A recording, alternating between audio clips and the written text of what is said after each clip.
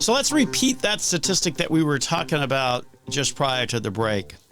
Estimated 24 million forgotten 401k accounts out there holding assets in excess of 1.3 trillion. Look, we understand how that could happen. In today's world, if you're between 60 and 67, on average, you've held over 12 different jobs. Easy to forget one of those 12 that had an employer-sponsored plan. Maybe you've sort of forgotten about that along the way. The days of pensions are over, so it's not like people stay at the same place forever and ever. More likely to change jobs. The reality is, though, that is your money, and that can be a big part of helping you achieve your ability to retire successfully, particularly if these accounts are floating around out there. Now, the good news, I guess, on this that is designed to sort of make life a little bit easier for people is that if you think back to the most recent retirement legislation that passed a couple of years ago, it's called Secure 2.0. It did a bunch of different things. One of the things that it also did is established a new searchable database on the Department of Labor website to help you look for lost retirement savings accounts. That's the good news. The bad news is, sadly, it's still a few years out before they actually create that searchable database.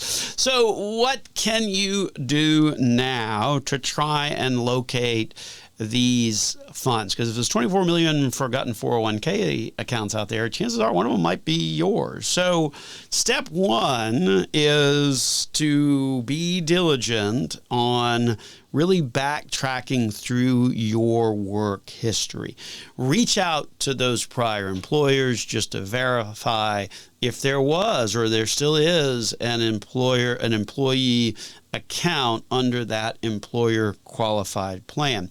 The reality is that the custodians of employer provider plans change on such a frequent basis that you really may not have been able to sort of track through the system, if you will, in order to still be getting statements and the like on these accounts, because those custodians really do change on a regular basis. Now, if the company you work for is no longer around, which can certainly happen, then you probably do want to go, at least in terms of where to start that due diligence to try and track it down, is you do want to go over to the Department of Labor website. And there you can search for a particular company's Form 5500, which that form will list the contact information for that particular employer's plan. Now, the Form 5500 is sort of like a tax return, if you will, that an employer is required to file annually with the Department of Labor each year if they sponsor a retirement plan. So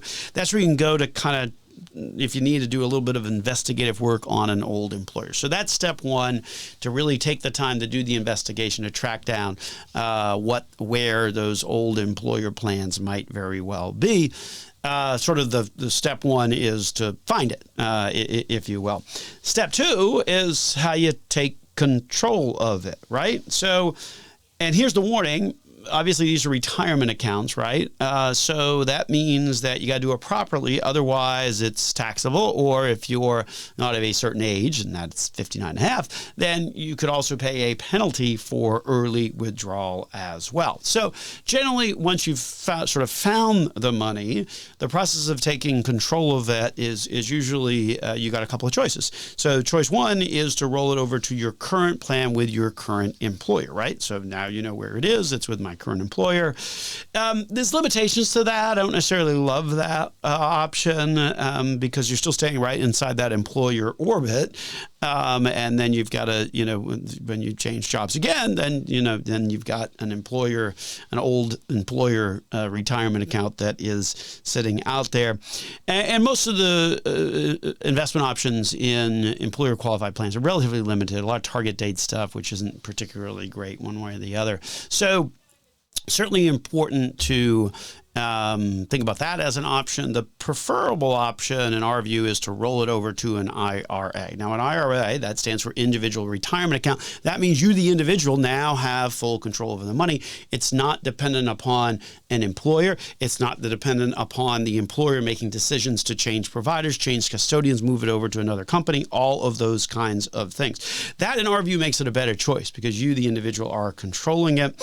And the reality is that if your next employer doesn't offer a qualified retirement plan, you can, in fact, use that to do your own funding into your retirement. So make sure that you're not one of those 24 million forgotten 401k accounts. Make sure one of those is not yours. Take the time to really kind of do the due diligence and track down those outstanding accounts, particularly when it relates to employer plans. That is for sure. So let's see here. Another packed show here in the aftermath of Milton. Part of me was a little surprised as to whether we might be able to do the show, but fortunately back up with power and internet and all of those kinds of things.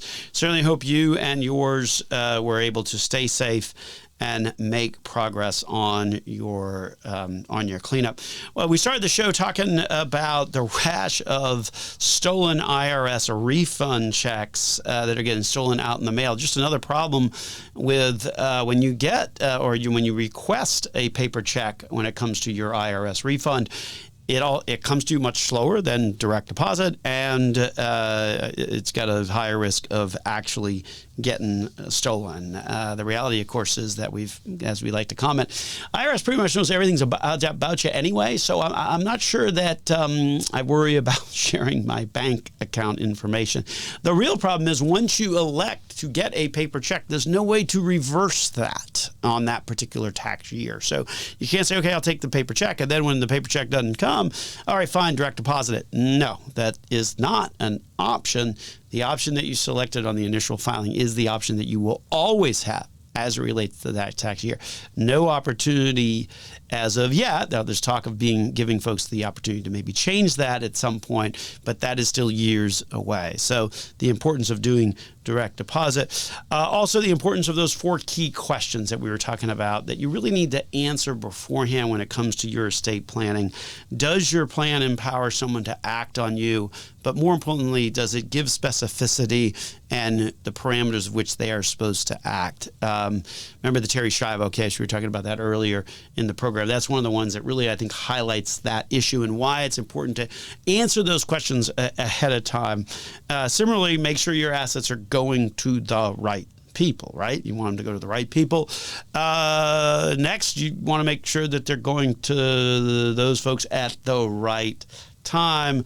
And then lastly, that they're not going to the wrong people. And that could be a host of people ranging from the IRS in terms of estate tax or income tax to creditors, liability, ex-wives or ex-husbands or whatever the case may be. So make sure that you answer those questions before you set down the path of creating estate documents, because your answers to those questions are going to determine the types of documents that you're going to need to have a successful estate plan. So certainly one of those things that is vitally important to remember, much like remembering to vote for us for the best of Winter Park as well is also vital to remember that. You've got until October 11th to vote for us for the best of Winter Park and hosted by the Winter Park Chamber of Commerce. Certainly that is something that is coming up